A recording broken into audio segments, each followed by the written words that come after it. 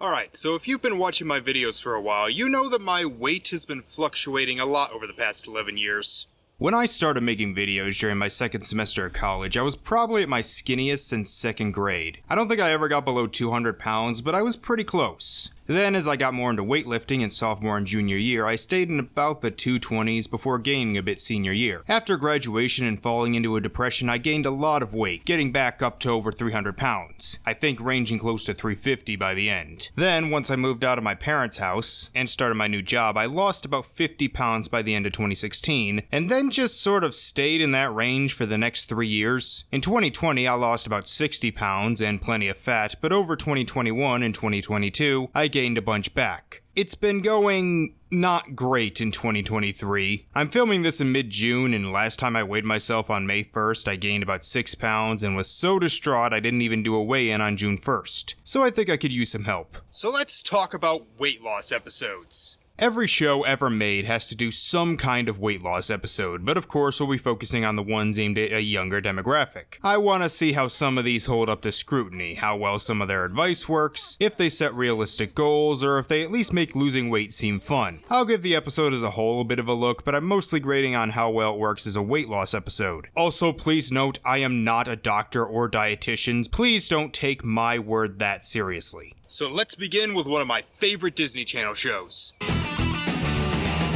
I think I've talked about the show enough that you know my thoughts on it. The episode we'll be looking at is the Season 2 episode, Health and Fitness. I think I saw this before it even premiered because it was released as a never-before-seen episode on the That's So Sweet Life of Hannah Montana DVD. So Chef Paolo, the possibly offensive stereotype, didn't do well on his blood test. Come on, Chef. How bad can your blood be? They found the bacon bits. Actually, that sounds really dangerous. How are you still alive? So Cody decides to help him go on a diet by taste testing his food. At the same time, Zach is also put on a diet by Carrie, thinking he'll get diabetes. So we'll compromise. I won't put sugar on my cake anymore. Yeah, you laugh, but there was this bakery close to where I grew up that I swear put sugar on every cake, and it was so good. I got it every birthday. So both Carrie and Cody make Zach and Paolo quit sweets cold turkey. Well, actually with Paolo, it takes a week. Why not now? Because now, I am hungry. Ah yes, the start next week diet. I'm an expert on that one. Cody helps Paolo by taste testing his food, but this doesn't last long as he downs an entire pot of soup. So to help him, Cody decides there's only one logical thing to do. Let him stay the night with them so he can prevent him from overnight snacking. What were you thinking? I was thinking that a friend needed my help, and that you always taught me to go out of my way for people. That's a good answer. I do love the scene where he's sleeping on the couch bed, but where is Carrie sleeping in this scenario? So Zach tries to sneak some snacks that he hid in his mom's cookbook. She'd never look there. And they both go down in the kitchen and indulge in fatty foods. Cody and Carrie find out, and while Carrie realizes that her making Zach quit cold turkey was probably more hurtful, Cody goes for a more abrasive approach. I was trying to help you because I care about you, and that I want you to be around for a long time. But if you want to eat yourself sick, go ahead. Just don't ask me to watch. And of course, the next day, Paolo has created a new special dish that he named after Cody. This is delicious. What is it? Mixed vegetables. No, seriously. Alright, I appreciate them trying, but just say, vegetables taste good is not going to make me want to eat them. Alright, he added more to them to make them taste sweeter, which is actually something I do. Put some hot sauce and blue cheese on cauliflower or broccoli, boom, actually edible, and not that much more calories, if you don't go overboard. This is probably my least favorite part. It comes across like saying that yelling and shaming will make people start eating right. But that's all just the A plot. The B plot involves Maddie and London. London's friend Francesca, who's actually the older sister of the twins who played Janice and Jessica, fat shames London and skinny shames Maddie. We can only criticize people that we pay. Fine. Your butt is huge. And you have chicken legs. That's the best $50 I ever spent. I do respect that it shows people can be judged not just for how fat they are, but how skinny they are. Now seeing themselves as needing to lose/gain weight, London begins exercising heavily while starving herself. Now feed me something yummy that makes me shrink. The eternal quest. Celery? Mosby tries to help, but they refuse to listen. As the two take part in a fashion show, Maddie rips her dress and London starts to get dizzy. But it does at least lead to comeuppance for Francesca.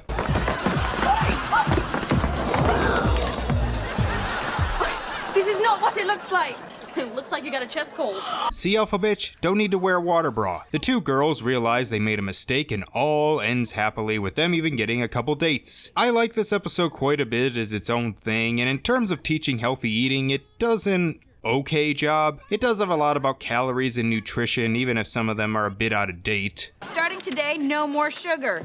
Instead, you'll be having 6 servings of fruit, 6 servings of vegetables, 3 servings of dairy, and 2 servings of meat, fish, or poultry. Oh, that sounds expensive. I better go cut some coupons. Yeah, it turns out the food pyramid everyone in my generation was taught is complete bullshit. It shows the body image issues, how starving and stuffing yourselves isn't good, not to quit sweets cold turkey as this will make you want them more, and even how you can make fruits and vegetables taste better. My only real problem is the fact that what makes Paolo fully commit is Cody yelling at him. It just gives off the wrong message. So next up is a show I have never, and probably will never, talk about again.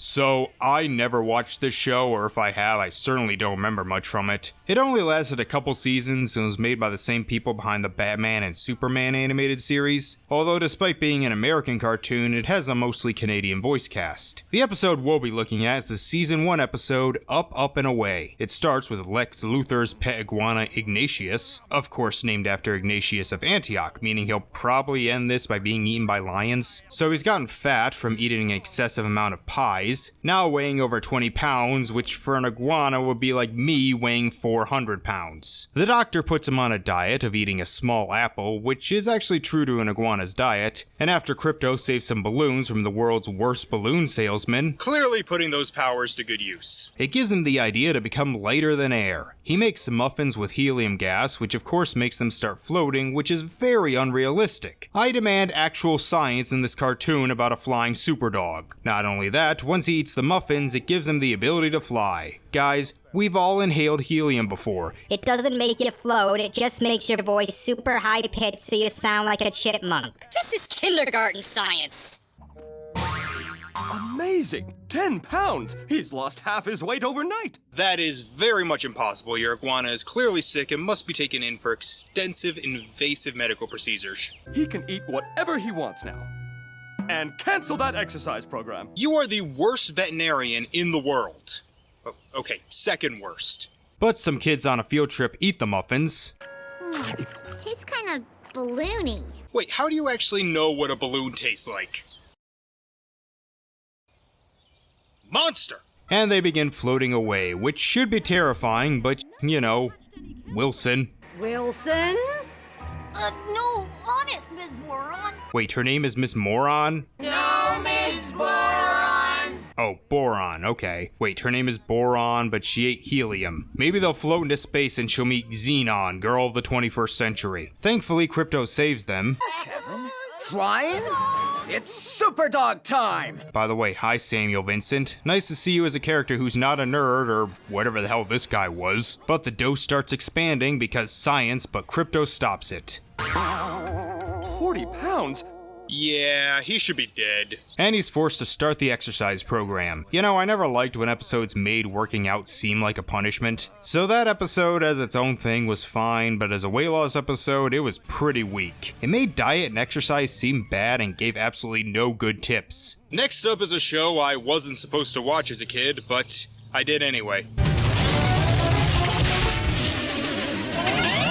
Okay, so my experience with this show is interesting. I wasn't really forbidden from watching much when I was a kid, but this was the one show my dad did not let me watch. Anytime he caught me, he would make me turn it off. So of course, whenever he wasn't home, I would watch it. I asked him why years later, and the only answer he gave me was because he thought it was stupid, and I mean, he's not wrong, but I watched a lot of stupid stuff as a kid. I liked it when I was younger, but haven't gone back to it since. So let's check out the Season 2 episode, Dog Ate It. It starts with Catdog doing some dancing for a competition, but it goes south after Dog suddenly inflates and dies. See, Krypto, that's what would happen if you actually ate helium. Real science.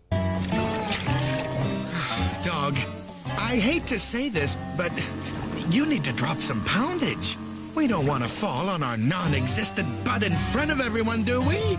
Okay, confirmed. You have no ass. How do you shit? This is someone's fetish, I swear to Christ. So Cat puts him on a fat-free diet. Ah, here's where my actually side can come out. Actually, fat-free is terrible for helping you lose weight. Fat is fine, it's only because of lobbying by the sugar industry than bad science that we think fat is bad. And low-fat food tastes terrible, so it's crammed with sugar, which, I hope you know, makes you fat. Oh, and leads to heart disease. Thanks, Ansel Keys. Well, Dog agrees with me. Ow! This stuff tastes like dookie! First that girl ate bologna, now you eat Johnny Test Dog. That's cannibalism. So like me, for the entire span of 2017 through, well now, they decide to ignore diet and just focus on exercise. Say it with me, you can't outrun a bad diet.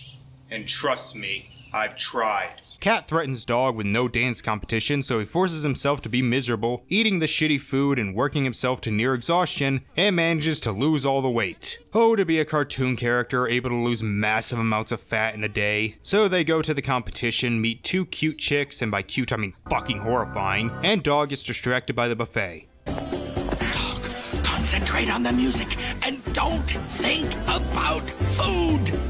I can't believe that Catdog is showing the actual dangers of crash dieting. So of course he goes insane and begins eating everything in sight. I think he even kills someone. Bit dark there. I never dance with you two again. You stepped on my toes and you ate my sister.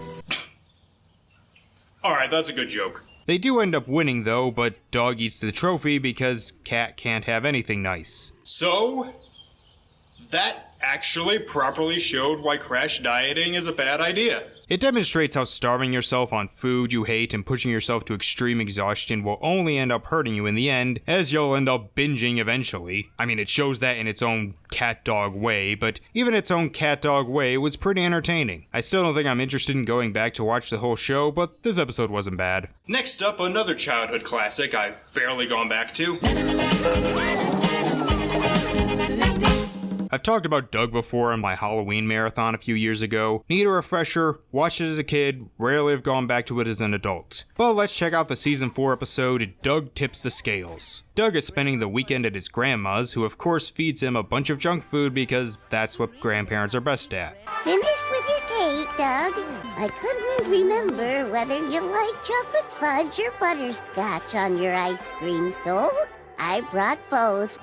As soon as I get these sticky buns out of the oven, we'll go rent some more movies. And on our way home, we can pick up a couple of pizzas. Good lord, lady! And over the course of that weekend, Doug has somehow gained so much weight that his clothes don't fit. He looks like he's gained about 30 pounds, which means he would have to eat about 50,000 calories in a few days. Holy crap, Grandma, you're a menace! Of course, life has to shit on him, as it turns out that BB is having a pool party next week. Oh, that's convenient. I will say, I have these kind of fears about swimming too. I remember dreading swimming during gym class. Turns out real life isn't as bad as TV makes it seem. Judy tries to help with meditation, but it doesn't work. Well, of course you're still fat, Dougie. The point is you feel better about it. Ah yes, the liberal method. He tries a workout tape with Ronald Weisenheimer, clearly a parody of Sylvester Stallone, and at the video store he runs into Connie and Larry, who as you can see are also plus-sized. We're not fat, Doug. I'm big-boned. And I'm stout. So, fat. I also like this part where Doug steps on the scale and pleads. That brings back some memories of, well, basically the beginning of every month this year. Yeah, Greenfield. Are you gonna eat that whole bag? Oh, gotta, man. It's for my diet. I'm way too skinny for a pool party. Go fuck yourself, you Smurf-colored clown. Doug sees he's back to his normal weight of 98 pounds, which I originally thought was too light, but turns out that's about average for a 12-year-old boy. However, he still thinks he looks fat, but his family convince him to go. At the party, everyone seems to be afraid to get in the pool as well. What's going on, Skeet? How come nobody's in the pool? We all forgot our suits. Skinny dipping? Yep, everyone else is also having body image issues, and now I'm getting flashbacks to 8th grade.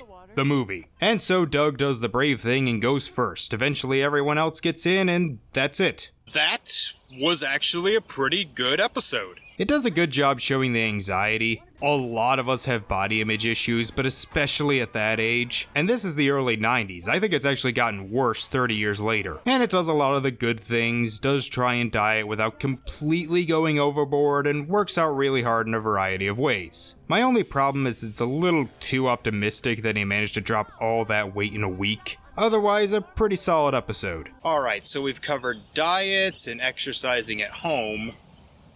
What about a gym episode?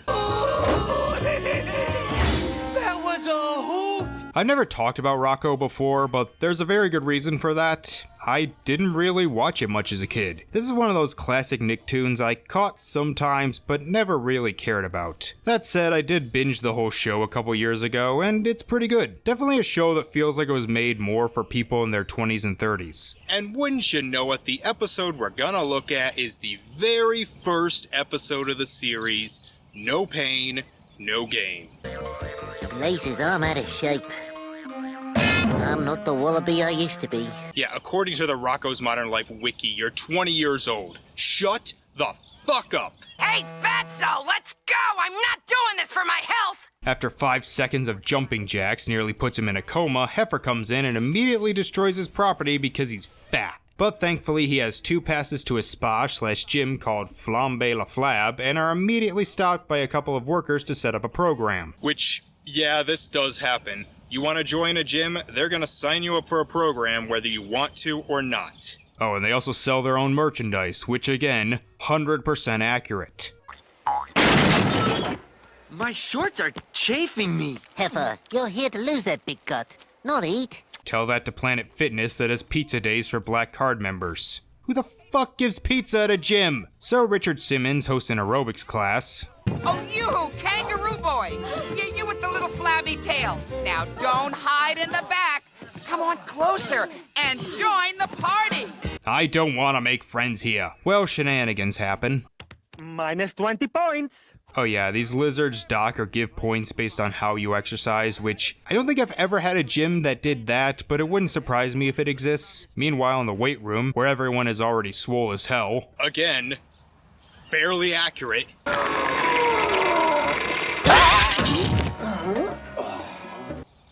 Walk it off. Of course, Rocko makes the mistake of starting out too heavy, a common error amongst gym goers. Then they try virtual reality rowing, which I don't think even is a thing that much today, much less in '93, and he selects a mode called Deliverance.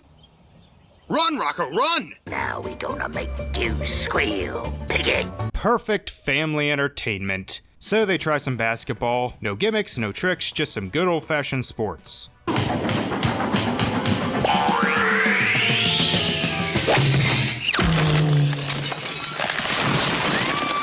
Someone get Matt Damon on the phone. Swimming is next, and well, what Doug thought would happen actually does happen. And one more super gimmicky piece of technology that Rocko ends up nearly breaking. Hey, Chameleon Brothers!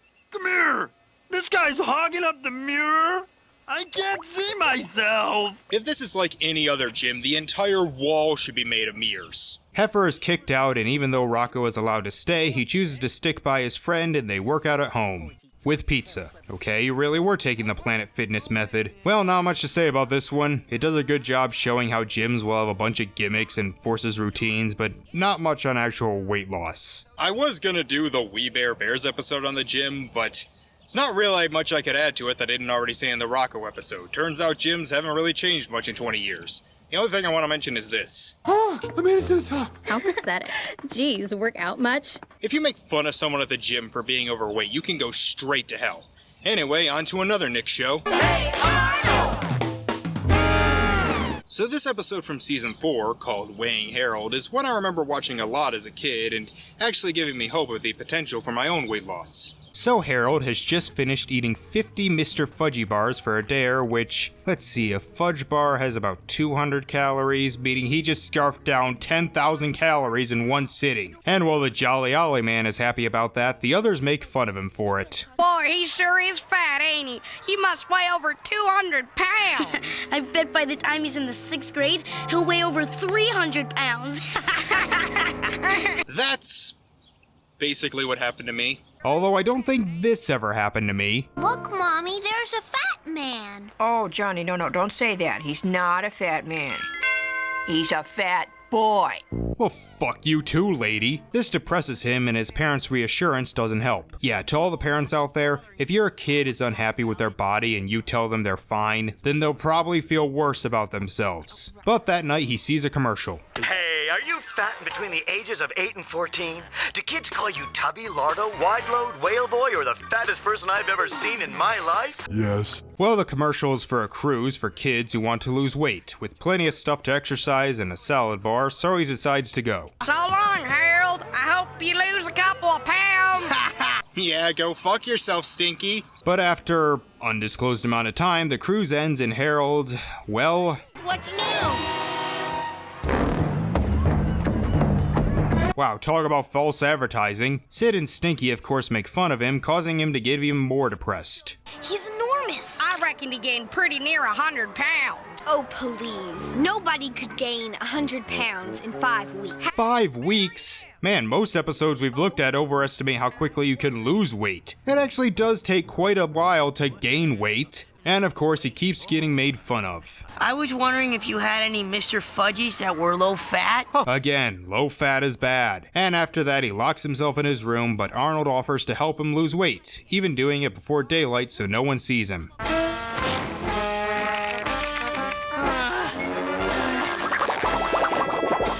Yeah, Arnold, this may be a little extreme for a morbidly obese person. Might want to just start with walking. I said Doug got the anxiety and self-hatred down, but man, I have rarely seen an episode so perfectly show how damaging it can be for being made fun of for how you look. It's actually heartbreaking. Sid and Stinky were laughing about me because I was so fat. And so I went on a cruise to get skinny, but I was so worried about people thinking I was fat that I ate more and more. And then I just got really, really fat. And now I'm just a big, dumb, giant, fat freak. This is why fat shaming doesn't work. Although I do have to question how he gained so much on a cruise meant to lose weight. They had an all-you-can-eat salad bar, but man, you would have to eat a lot of salad to gain that much in 5 weeks. Arnold asks Harold if he thought he was fat before, and he says no. So he suggests just getting back to his old weight, which motivates him enough that he's able to do things I'm not even able to do. Do you actually know how hard a chin-up is? Undisclosed amount of time later, he walks out back to his old weight. Everyone congratulates him, and he's happy. That is a really good lesson. He's still not skinny, but he got back to the weight that he was happy at, and worked hard at it. That's mostly what matters, finding the weight you are comfortable with. This episode does a good job in showing the bullying and how that can actually make people gain weight. You have to lose weight for yourself, not for others. It may be a little too optimistic on how easy and quickly it is to lose weight and gain weight, and extreme workouts at a high body fat percentage, but the message is really good and it shows why fat shaming is so harmful so well that it makes it a great one. So every episode we've looked at so far has been from a show that's ended. How about a show that's still running? This is another show I talked about a few years ago during my Halloween marathon, and afterwards I did watch the rest of the series, and yeah, it's great. One of my favorite Disney Channel shows now. The episode we'll be looking at is the Season 2 episode, Fast Foodie. So a new burger joint has opened up next to the green farm, and Cricket is really excited for it, and... Well, hey there! That's me! I'm so happy you can make our grand opening! If you need anything, be sure to ask one of our helpful employees. Okay, I didn't think it was possible to make a mascot for fast food that was scarier than Ronald McDonald, but this show proves me wrong once again. Super burger, extra double burger, deep fried cotton candy burger? Seems like a bit much. Yes, Bill, you're one to talk. For the first week of our grand opening special, all our customers get to eat for free! That is a terrible business strategy. Well, of course, Cricket wants to have Burger Clown every day because he's been manipulated by the fast food conglomerate, but Bill tries to tell him it's not very healthy, but he's just not listening. So he decides to go full Super Size Me and eat every meal there for a week. Okay, maybe 1/4 Super Size Me, a medium size me. Hey, Bill, you're the parent. So through song, they eat every meal there, and by the end, Cricket has become morbidly obese. Again, that does take a lot longer than you think. Especially with how active Cricket is. Tilly makes more sense, she's just getting sick. I'm putting my foot down. No more fast food for a while. I do like that he says for a while. He's sticking to it being okay in moderation. Remy tries to sneak burgers, but he gets found out, and so Cricket is sent to his room. So how are you liking all the fresh food, Tilly? Oh, Papa, it's marvelous. I can see clearly, breathe deeply. It's as if my senses are heightened. All from one meal of vegetables. So, how is Bill fat if he eats healthy and works on a farm? Cricket snuck out as Burger Clown apparently opened a play place. Ah, the memories of those McDonald's playgrounds. And after a small chase scene, Cricket gets stuck and finally admits he needs to stop with the eating Burger Clown. Yes, Cricket? I don't want to live in a slide, and I don't want to only eat Burger Clown anymore. And I realized you were just looking out for me. And after Bill gets stuck because, again, he's fat, the restaurant shuts down, which is probably the most unbelievable part of the episode. And Cricket lost all the weight too because cartoon. This is a good episode, but I think it focused on the wrong thing. Instead of focusing on the weight, it should focus more on the nutrition. Cricket maybe could have been a little heavier, but all he needed was to be more out of breath, more groggy, not as energetic, you know, like Tilly. Could have got the same message across and been more realistic. Yeah, I know it's a cartoon, but still. I do like how it shows the manipulation these fast food companies use on children. Don't think I didn't fall for it as a kid, and you probably did too. And I do like that it has the message that eating fast food in moderation is okay, instead of just saying no fast food at all. So the next few we'll be looking at are shows aimed at a much younger age demographic. I think it's good to look at shows aimed at much younger children, as that's when they're the most susceptible to messaging like this. This episode, Arthur Weighs In, came out in season 9, and I remember it being pretty good, so let's give it a watch. After the typical fantasy opens showing Arthur as a giant blob, the actual episode starts with Arthur practicing for a play where he'll play some guy who doesn't believe the obviously haunted house is haunted. So the white guy. But his pants don't seem to fit anymore, and after his mom takes him in to find a new pair, the salesman tells him that he is husky size. Husky size?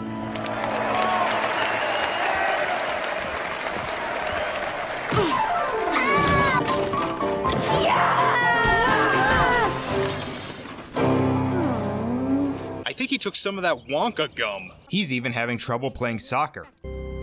Arthur, it's your line. Arthur? Well, maybe if you didn't wear jeans and sweatshirts when it's clearly 70 degrees out. Buster tries to help him by recommending diets his mom went on. On the barley corn diet, you can eat bacon, eggs, cheese, and hamburgers, but no bread. Keto. Bushman's diet, you only eat seeds, berries, and whatever you can pick from a bush or hunt with a bow and arrow. Hunter-gatherer. The jackpot diet, you only eat boiled cabbage 3 times a day, except Sunday, when you can eat anything you want. Diet for idiots. Brain tells him that dieting isn't something kids should do unless prescribed by a doctor, and instead should try and eat a variety of foods. True, fad diets probably aren't going to work and can be dangerous, but eating 4,000 calories of meat, veggies, fruit, and grains still won't help. So he does start eating less sugar, focusing more on healthy foods, with DW even helping him. But it isn't working. I'm still fat. I did just what you said. Well, it's only been 3 hours. I demand results in limited time. Also, you went to Grandma's, a soccer game, and back home to snack on chips in just 3 hours? Arthur refuses to wear a suit to the rehearsal, and after telling Mr. Rapper his problem, he tells him the story of when he was a chubby child. But one day he discovered ping pong and took to it as well as Forrest Gump did. And gradually, without even noticing it, I became the 5th specimen you see before you today. But I don't know how to play ping pong. Oh, the type of exercise doesn't matter, Arthur. The important thing is that you get enough of it. I really like that lesson. I mean, yeah, I've said it, diet's the most important. You can't outrun a bad diet, but physical activity is still a big part of losing weight, and finding something you enjoy can actually help take your mind off that you're hungry. He gives everyone in class pedometers, and the next day Arthur sees he took 800 steps, which at first he seems pretty proud of, but then sees that everyone else did more. I got 6,575, and I don't remember doing anything except following my mom around on her errands. Some jokes are universal, regardless of age, race, religion, sexual orientation. We all have mothers that take too long when shopping. So turns out Arthur was just lazy, so he goes harder with the dieting, ups his step count, and loses enough weight to fit in his pants. Hallelujah. The play goes off well, and that's the end. This was a really good episode. It shows that both diet and exercise are important, and to find things you actually like doing to make exercise more fun. And since he starts out as just a little husky and it takes place over the course of a few weeks, it doesn't set unrealistic expectations. Well, that's a show I grew up with, so what did the Zoomers watch? Martha, to reiterate, Martha speaks. I usually don't talk about preschool shows unless I grew up with them, and this came out when I was 15, so I was far past the intended demographic, but I guess we'll have to give it a shot to see what the Zoomers grew up with. So the premise seems to be a dog named Martha ate some alphabet soup and it went up to her brain and gave her the ability to talk. Alright, I'm on board. This is the Season 4 episode, Too Much Martha. So we start with a man bringing an ostrich to the vet. This is why Zoomers are so fucked up! Martha is having stomach pains, and it turns out she's gained a lot of weight, not even able to fit through her doggy door. But after all that eating, I'm ready for a snack. Oh, I couldn't eat another bite. Who wants samples? If you insist. I feel personally attacked here. I love that the other dog actually seems ashamed of her. No, seriously, this montage goes on for a while, and it's all just her saying she's full and then eating something else. She does get enough exercise, so the vet says she eats too much. Eating too much, that's a corker. Is there such a thing? Stop mocking me. She recommends no in between meal snacks and to watch her portion sizes, which is pretty fair start for someone looking to start dieting. The vet says I'm supposed to limit your portions, remember? I just want more soup. A portion isn't a kind of food, it's an amount of something that someone gives you. Usually your portion for breakfast is a whole can of soup. Thanks, Scootaloo, for explaining that. I'm still hungry. Alright, that's pretty funny. Martha tries to pretend that the smaller soup portions have messed up her ability to speak because she's a manipulative sociopath, but she messes it up. Helen even called this guy to clean out his garbage cans so she can't get in them. Which you shouldn't be leaving your garbage for the dogs anyway. You should be making them a spaghetti dinner, man. We've been through this. Even the baby isn't helping. That baby understands? After a really strange dream sequence that's the exact opposite of Doug's dream, she orders a pizza. The usual. And, just put it on our bill. Oh, and, don't ring the doorbell. Just slide it through the doggy door. I had weirder requests when I delivered pizzas. I know just the thing. I saw it at the library a few weeks ago. It explains all about good nutrition and eating a balanced diet. But the problem isn't nutrition, it's the fact that she eats too much. Hey, slow down! You shouldn't be eating all that junk food. Watch me. It's important to eat a balanced diet. What's that mean? Hit it! For a healthy, balanced diet, here's a plan that can't be beat.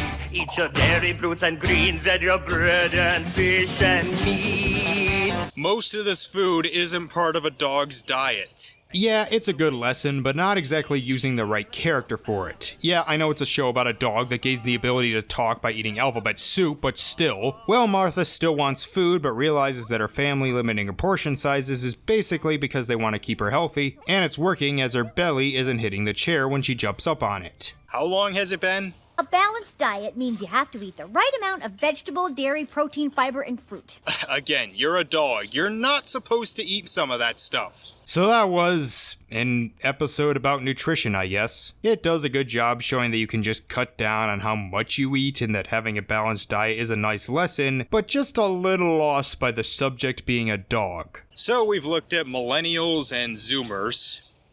What's Generation Alpha watching? Oh, right. So if you've been on the internet any time in the past year, you've probably heard of the Australian show Bluey. It became really popular with kids and their parents, but like Friendship is Magic, it also has a fan base of childless adults. It's practically become a phenomenon and... yeah, it is that good. Probably one of the best children's shows of all time. The episode we'll be looking at actually hasn't aired in America yet, premiering just a few months ago in Australia. So... spoilers, I guess, but... I forget. What's this episode called? This episode of Bluey is called Exercise. Of course. We begin with Bandit checking the scale and the results depress him.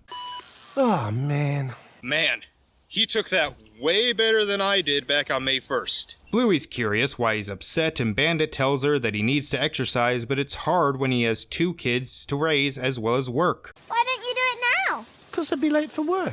So? Well, that wouldn't make my boss very happy. How do you make your boss very happy? By not being late for work. Well, we won't get in the way of your exercise. And I think your boss would want you to be very happy as well.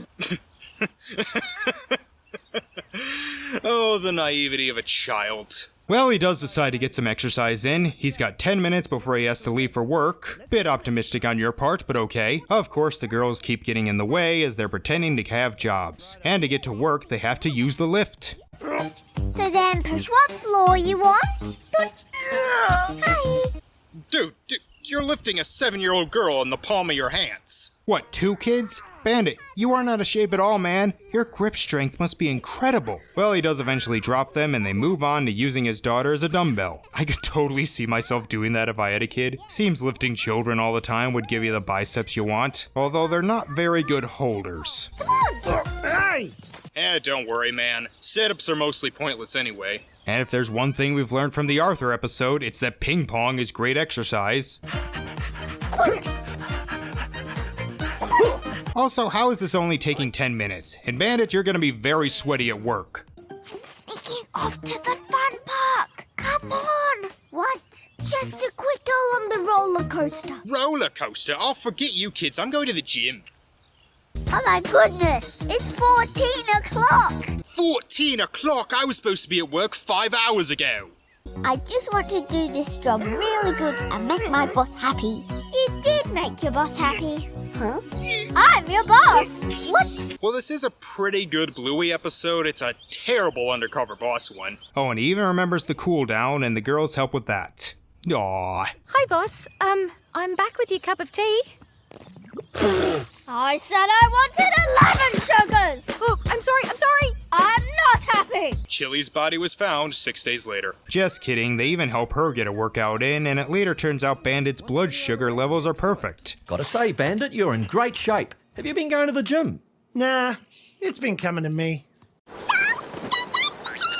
Well, that was a very good episode. It shows that even when you're busy, you can still find time to exercise. And playing with your kids can even make it fun, which I'm sure is extremely relatable to any parents out there. But even if you're not a parent, finding fun and creative ways to work out is a pretty good message, and even the smallest bit of physical activity is good and can help you keep healthy. Man, people must really love this episode, right? I mean, it's not like this 7-minute episode about a dad exercising with his kids would cause some stupid controversy that would force the studio to edit out an entire minute of the episode, right?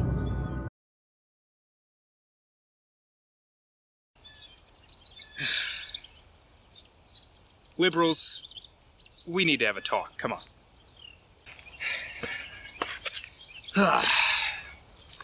Okay. Listen.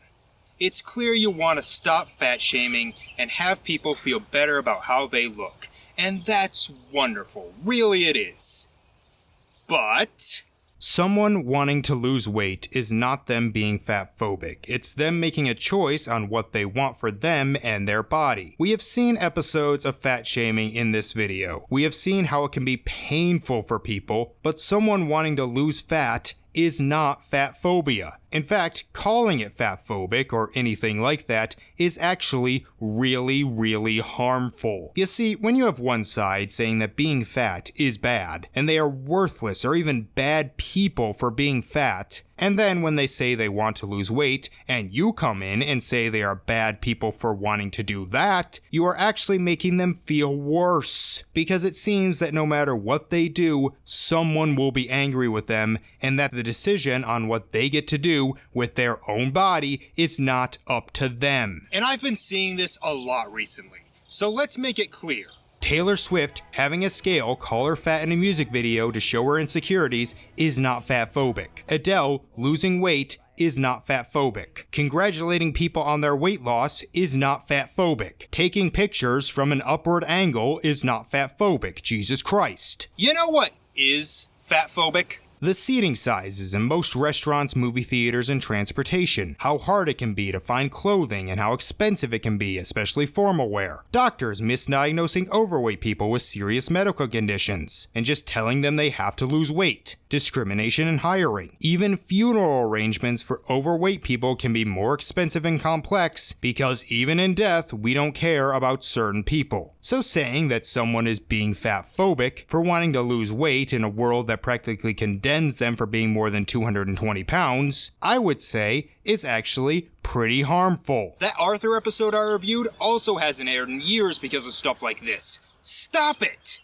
And before you say you're only dissing when people try to lose weight for aesthetic reasons, that's perfectly fine too. Wanting to lose weight simply because you want to look skinny is fine. Just like dyeing your hair, getting plastic surgery, getting tattoos or piercing are perfectly acceptable, so long as you don't do something that will harm you. Thank you for coming to my TED Talk. Well, I guess we have time for one more thing, and it's not an episode from a TV show, but it actually is part of a series of VHS tapes. It's called Corny's Guide to Fun, Food, and Fitness.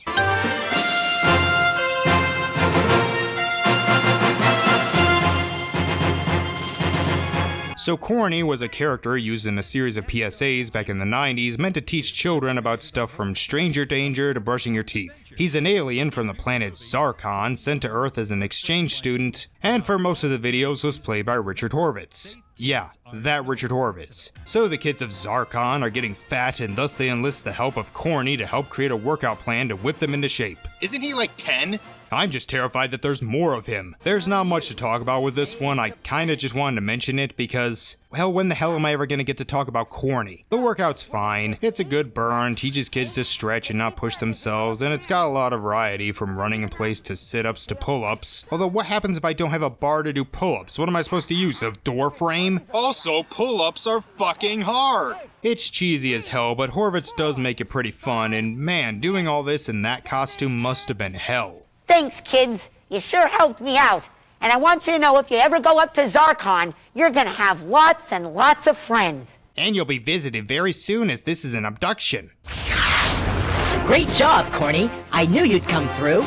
Please thank the kids of Earth for showing us how to exercise and eat right and have fun while doing it. Now they'll be in great shape for our invasion of Earth. It also ends with a performance from Hootie and the Zarkonians. I didn't need to mention that, but I thought it was important, you know? So yeah, if you want to give Corny's workout a try, go for it. Well, that's all I got, so thank you all for watching, and I will see you next time. Bye.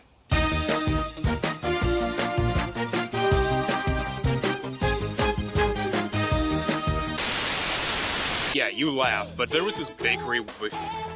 Yeah, you laugh. There was this bakery close to where I grew up, and I'm just... Yeah, it turns out that the food pyramid, everyone... Get on. Krypto, super dog. That is very much impossible. Your iguana is clearly sick and fuck it, I'm not doing it again. You are the worst veterinarian, and now you're eating Johnny Test Dog. That's cannibalism. Okay, I can't do it here. Well, I guess I can. I've done it here before. Granted, I was lower to the ground. I can't believe that Catdog is showing the true... There's like some cloth over there that kind of looks like someone's sleeping in it, but I don't see anyone. So I'm just hoping it's not a hopeless person. Just so happens to be the first... Fuck. The episode... What am I doing? Papa? Oh, Kyle, I know this is rough. And the thing is, I don't even know why I'm moving so much. I didn't have to. There's a fucking porta potty right there. No wonder I smell shit. Finding something you enjoy can actually help take your mind off that you're hungry. I can't believe I got that in one go. I don't even know if it's exactly what I wrote, but it might even be better than what I wrote. It's pitch black over here. Ooh, that looks nice. Martha speaks and speaks and speaks and speaks and speaks. I've had that theme song in my head for fucking weeks now. What the hell was that? Like a plane crash. I had weirder requests when I were doing... I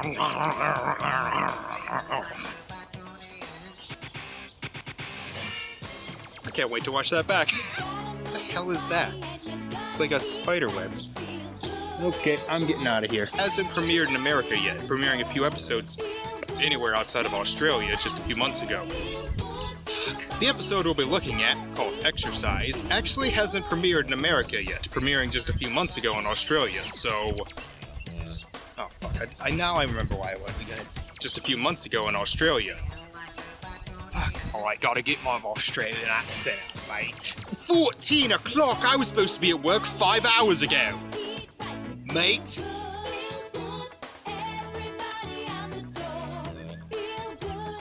I think my accent should be considered a hate crime. Oh fuck, it's wet. It's clear you wanna fuck.